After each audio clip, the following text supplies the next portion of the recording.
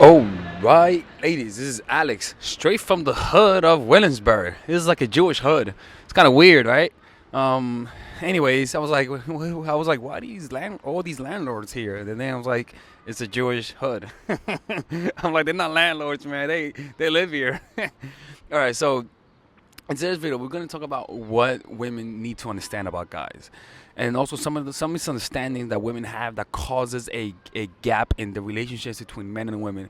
Because the reason why we have a misunderstanding is because of the roles that we play. For example, there are a lot of things that you just will not understand if you are a child. I suppose if you are a parent. There's a lot of things you will not understand if you are an employee. I suppose if you are an employer. Like for example, it's kind of like when you become a teacher, you see why you need to give homework. When you become a parent, you see why you need to punish. So different roles allows you to see the different perspectives of those people. So it's not that there are differences, even though they are, but it's more about the roles that we play. The women are the receiver, men are the aggressors. I mean, the ones that go for it. So in that in of itself, it develops a certain mentality that has a certain viewpoint and certain reactions based on those viewpoints. So the problem is that because of lack of self-awareness, because we're so consumed with our roles, because it's based on our gender, and gender is the first role we take when we're children, all right, we have a misunderstanding. We can't see through those veils. So I'm gonna show you guys some of the misunderstandings that you women have that causes a ripple in the relationships you guys have with men. All right, so let's get started. The first thing you guys gotta realize is that there's two types of guys. No, there are two people inside a guy. One is his head. The other one is his dick, the dickhead, right? Those two people are completely different people. Why I call them? I'm not going there. But this is the thing. It's because when you want to have sex with a girl, right? Let me lower the voice, right? Let me and you guys, all right? When you want to have sex with a girl, sometimes the desire to have sex with her consumes you, and it kind of like your brain fools you into telling you, hey, bro, you actually like her. Like you think you really like the girl, but in reality, you just want to have sex. And so, because of your desire to have sex with her, your brain will make anything that she says cool. It's kind of like with guys, some guys that you just like them because you like them. Everything he says is funny. A lot of guys are not that funny. You just like them, and so as a result, anything they say is funny. Because I'm not that funny, trust me, I know. So that's one thing, is that guys would think they like you, but in reality, they just want to have sex with you. And it's something that even they become victim of their own dicks, because after they're done with you, not done with you, but you know what I'm talking about. After you guys are done having sex, he'll look at himself and he's like, oh fuck, like suddenly it's kind of like you like her and then suddenly you don't, you know, and it's kind of like food. When you're really hungry, you want food, right? Anything looks tasty. But as soon as you eat, suddenly you don't want to have food anymore. You don't want to see food anymore. Maybe a dessert. But as soon as you're done, if food is not as attractive, that's the same thing that happens with women. Where we'll want, oh, wait a minute, she looks cute. We'll want, no. We'll want them, right? And we want them so badly that it distorts our perception of them. So that's what tends to happen. So, and that's what happens when the guy's aroused, he'll want the woman. And so his brain will say, we need to get her at any means necessary. So if it means fooling him, that's what we're going to do. So your dick motivates your actions. You see, a lot of great things have been done through the motivations of your dick. Dicks are the best self-help gurus in the world, man. They motivate you.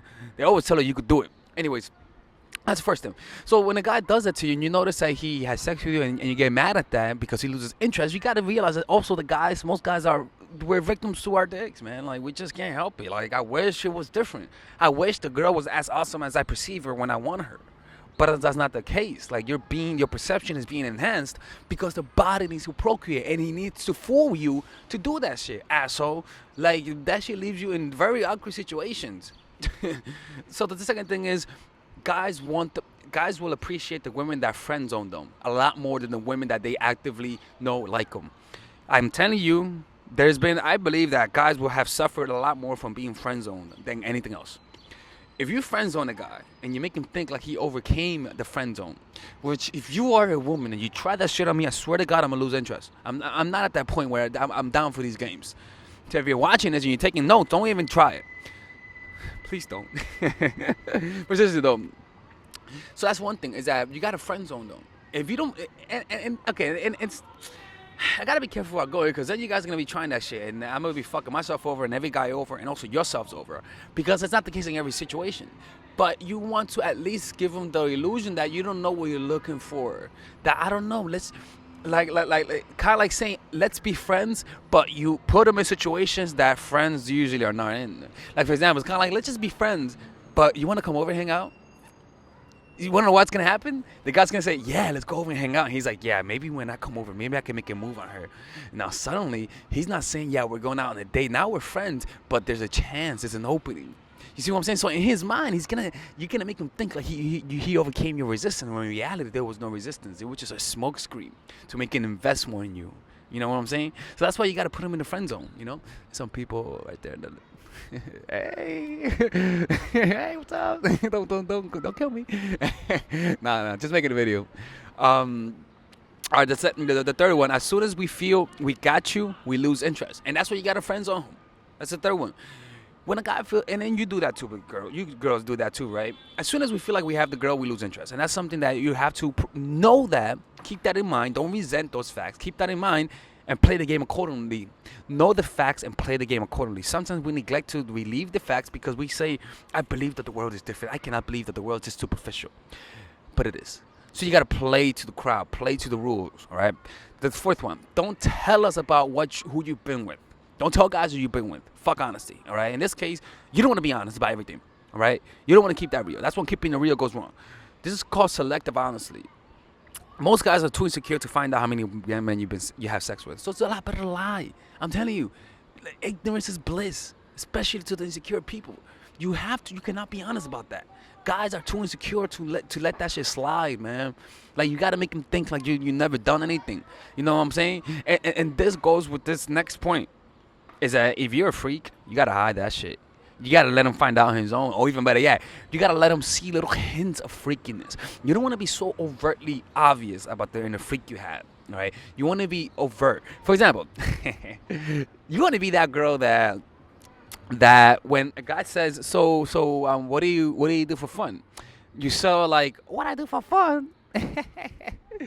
I don't know.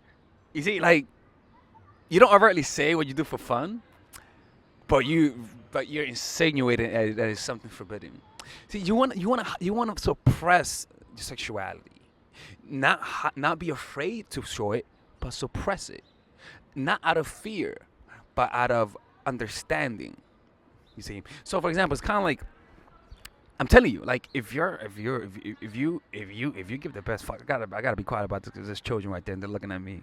They're like literally fucking looking at me. They have no respect. But if you give the best head, right, and if you give the best head, right, you don't want to be obvious about it. You know what I'm saying? Like you want to insinuate that you like that. You want to talk about it in a very indirect way, but you don't want to make it obvious. But you want to give hints that you do that. If you want to know how to communicate that, watch my videos on how to tease and how to be sexual. You know what I'm talking about. But it has to be because if you're look. A guy wants a girl that a lot of friends be like, yo, son, how is she in bed? And he'd be like, yo, son, this bitch a freak, man. She's a freak, man. I did not expect this shit, man. Like she told me she never did this before, and suddenly she was making my fucking toes curl. You know, like you want to surprise them. You want to make it seem like you expecting to drink coconut juice, and suddenly it's soda. Because it's soda, it shocks your system. You just didn't expect it, right? That's the same thing. Is that you want to act like it's gonna be. You want to keep the expectations low, sexually speaking, and surprise the living shit out of them with what you know what to do. See, those girls who look innocent and don't know anything about sex, and then fucking surprise you. I'm telling you when I tell you this, man. Those are the ones that it's just like, oh my goodness, girl, what the fuck? You know what I'm saying? But you can't look innocent and not know what the fuck you're doing, right? So like the actions has to speak for yourself. But generally speaking, though, if you do love sex, if you have a high sex drive, you gotta hide the fact that you do that. You gotta make them. You have to because if you hide the fact that you have a high sex drive, it's gonna come out in subtle ways. It's kind of like when you're lying to somebody. You're gonna subtly show who you are in subtle ways. People are gonna begin pointing the dots. That's the same thing with sexuality. You're gonna be subtly communicating that, and that's the best way to do it. I'm telling you, man. So guys don't want an overly sexual girl. Guys want a a front of innocence, but a real motherfucking freak. I'm telling you, man. I'm telling you this because that's what I like. I'll be honest with you guys. Um, so yeah, man, this is it, man. This is Alex from mindforattraction.org. I'm gonna go check out a room somewhere in the area. So I'll be out. I'll be out of here. And if you guys want one-on-one coaching, just go to mindforattraction.org/coach in a pocket, and you guys will be able to get coaching sessions by me. And hopefully by next week I could do conferences. You know what I'm saying? So that's it, and take care. Bye bye.